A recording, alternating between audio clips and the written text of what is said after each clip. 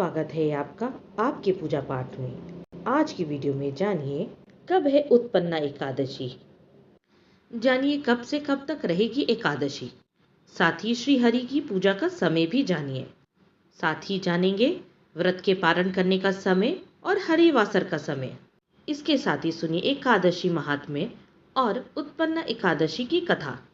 उत्पन्ना एकादशी के दिन एकादशी व्रत की शुरुआत हुई थी। जो लोग एकादशी का व्रत करना चाहते हैं उनके लिए ये दिन श्रेष्ठ है। मार्गशीर्ष मास या अघन मास के कृष्ण पक्ष की एकादशी को उत्पन्ना एकादशी का व्रत किया जाता है। एकादशी की उत्पत्ति मार्गशीर्ष माह के कृष्ण पक्ष की 11वें दिन क्यों प्रकट हुई थी। यही वजह है कि उत्पन्ना एकादशी का व्रत बहुत महत्वपूर्ण होता है। इसके प्रताप से व्यक्ति मोक्ष को प्राप्त होता है।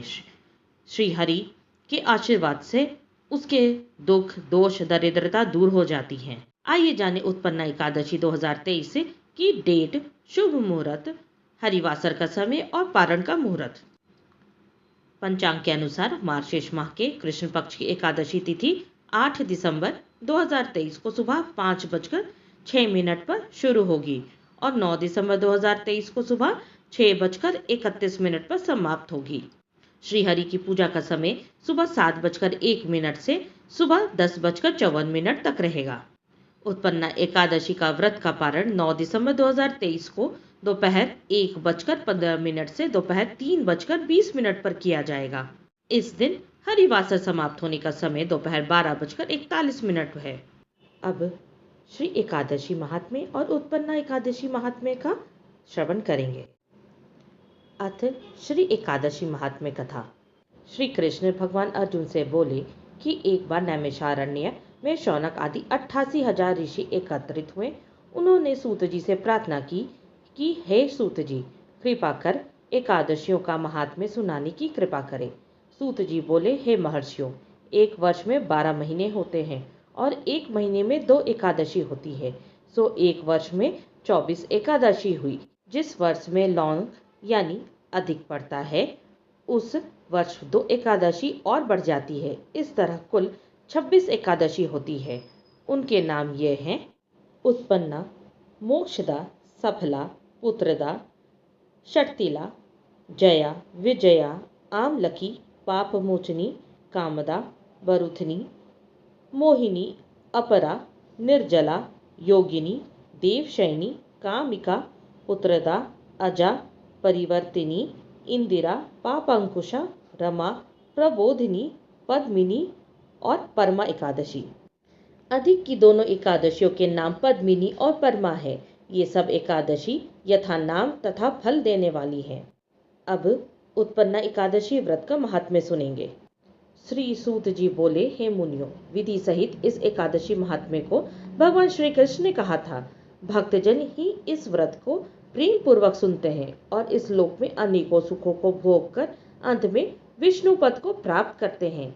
श्री सूत जी ने कहा, हे प्रभु, इस एकादशी व्रत का महात्म्य क्या है? इस व्रत को करने से क्या पुण्य मिलता है और उसकी विधि क्या है? सो आप मुझसे कहिए। ऐसा सुनकर श्री भगवान ने कहा, हे अर्जुन, सबसे पहले हेमंत ऋतु के मार्गशीर्ष महीने में कृष्ण पक्ष की एकादशी का व्रत करना चाहिए। दशमी की शाम को दातुन करनी चाहिए और रात को भोजन नहीं करनी चाहिए। एकादशी को सुबह संकल्प नियम के अनुसार कार्य करना चाहिए। स्नान करने से पहले शरीर पर मिट्टी का लेपन लगाना चाहिए। चंदन लगाने का मंत्र इस प्रकार है: अश्वक्रांते, रथक्रांते, विष्णुकांते, वसुंधरे, उवृत्तापि वराहेण, कृष्णे ना सता बाहुना, मृतके हर में पाप यन्मया पूर्वक संचितम, त्वया हतेन पापेन गच्छामि परमा गतिम। स्नान के बाद धूप दीप नैवेद्य से भगवान का पूजन करना चाहिए। रात को दीप दान करना चाहिए। ये सकर्म भक्ति पूर्वक करना चाहिए। उस रात को नींद और स्त्री प्रसंग को त्याग देना चाहिए। एकादशी के दिन तथा रात्रि में भजन सत्संग आदि शुभ कर्म करने चाहिए। उस दिन श्रद्धा पूर्वक ब्राह्मणों को दक्षिणा देनी चाहिए और उनसे अपनी गलतियों की क्षमा मांगनी चाहिए। धार्मिक जनों को शुक्ल और कृष्ण पक्ष की दोनों एकादशियों को एक सा समझना चाहिए। उनमें भेद मानना उचित नहीं है। ऊपर लिखी विधि के अनुसार जो मनुष्य एकादशी का व्रत करते हैं उनको शंखोधार तीर्थ एवं दर्शन करने से जो पुण्य मिलता है वह एकादशी व्रत के पुण्य के 16वें भाग के बराबर भी नहीं।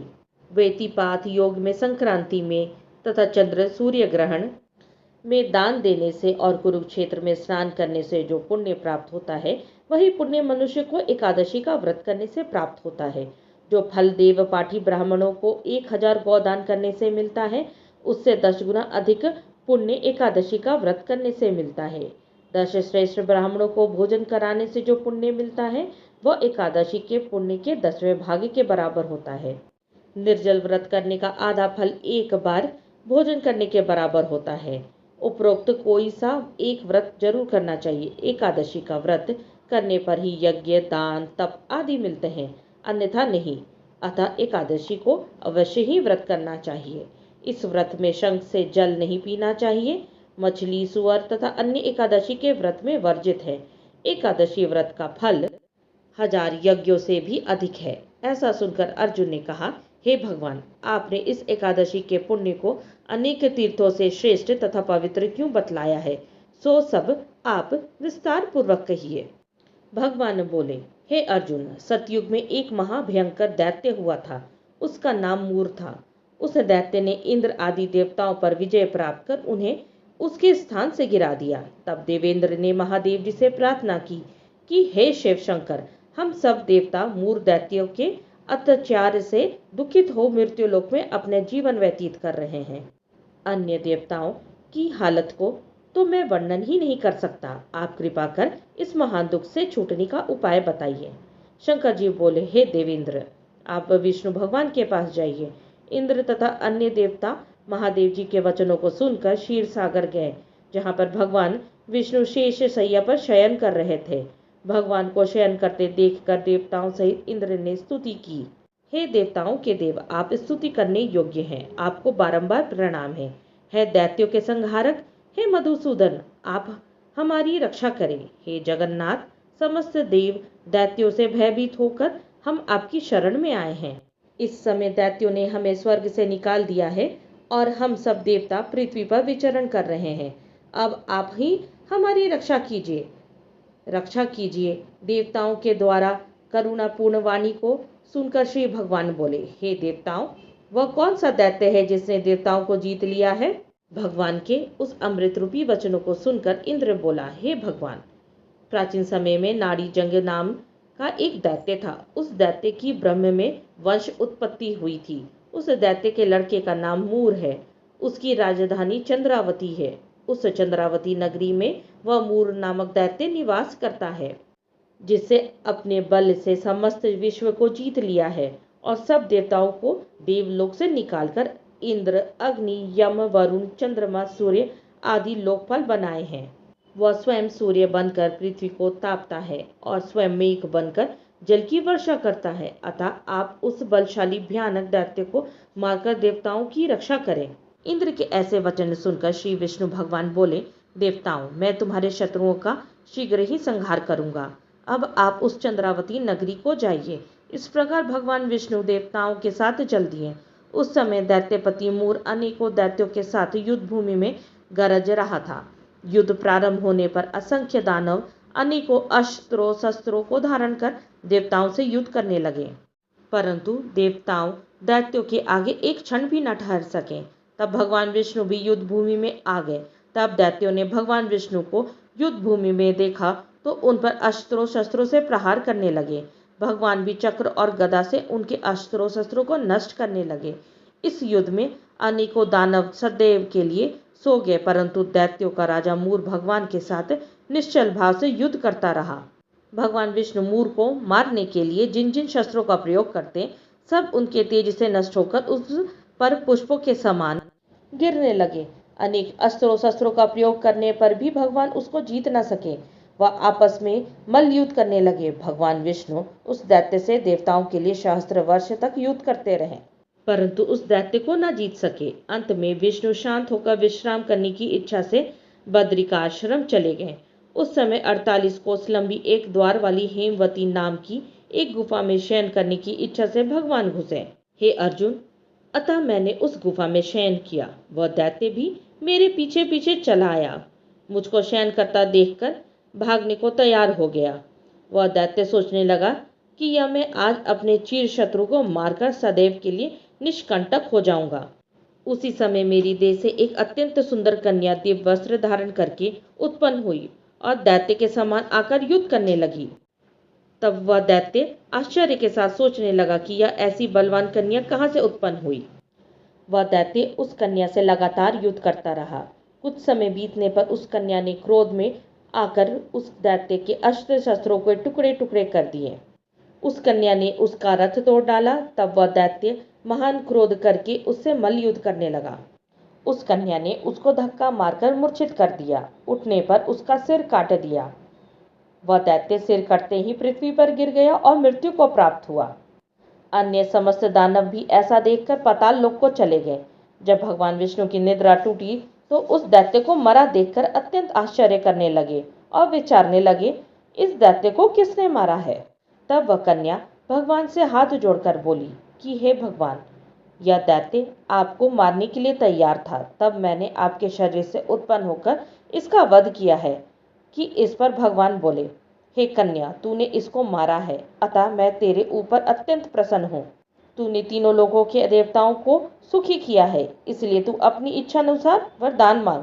कन्या बोली, हे भगवान, मुझे यह वरदान दीजिए कि जो मेरा व्रत करे उसके समस्त पाप नष्ट हो जाए और अंत में स्वर्ग लोक को जाए और मेरे व्रत का आधा फल रात्रि को मिले और उसका आधा फल एक समय भोजन करने वाले को मिले। जो मनुष्य भक्ति पूर्वक मेरे व्रत को करे वे निश्चय ही विष्णु लोक को प्राप्त करे।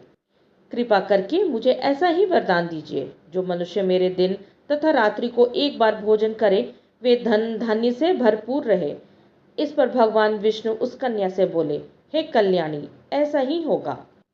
मेरे और तेरे भक्त एक ही होंगे और अंत में संसार में प्रसिद्धि को प्राप्त होकर मेरे लोक को प्राप्त करेंगे। हे कन्या, तू एकादशी को पैदा हुई है, इसलिए तेरा नाम भी एकादशी हुआ। जो मनुष्य तेरे दिन व्रत करेंगे उनके समस्त पाप जड़ से नष्ट हो जाएंगे और अंत में मुक्ति को प्राप्त करेंगे। तू मेरे लिए अब तीज, आठे, नौमी और चौदस से भी अधिक प्रिय है। तेरा व्रत का फल सब तीर्थों के फल से भी महान होगा। यह मेरा कथन सत्य है। ऐसा कहकर भगवान उस स्थान पर अंतर्ध्यान हो गए। एकादशी भी भगवान के उत्तम वचनों को सुनकर प्रसन्न हुई। भगवान बोले, हे अर्जुन, सब तीर्थों व्रतों के फल से एकादशी व्रत का फल सर्वश्रेष्ठ है। मैं एकादशी व्रत करने वाले मनुष्यों के शत्रुओं को नष्ट कर देता हूँ और उन्हें मोक्ष देता हूँ। उन मनुष्यों के विघ्नों को मैं स्वयं ही नष्ट कर देता हूँ। हे अर्जुन, यह मैंने तुमसे एकादशी की उत्पत्ति के बारे में बतलाया है। एकादशी व्रत समस्त पापों को नष्ट करने वाला और सिद्धि को देने वाला है। उत्तम मनुष्यों को दोनों पक्षों की एकादशियों को समान समझना चाहिए। उनसे भेदभाव मानना उचित नहीं है। जो मनुष्य एकादशी महात्म्य को श्रवण व पठन करता है उनको अश्वमेघ यज्ञ का फल मिलता है। इसी प्रकार एकादशी महात्म्य में उत्पन्न एकादशी व्रत कथा समाप्त हुई। अगर आपको ये वीडियो पसंद आई हो तो हमें लाइक करें, सब्सक्राइब करें, साथ ही बेल नोटिफाई करना ना भूलें। इससे हमारे आने वाले वीडियो की नोटिफिकेशन आप तक सबसे पहले पहुंचेगी। यहाँ तक बने रहने के लिए आप सबका धन्यवाद। ओम नमो भगवते वासुदेवाय नमः।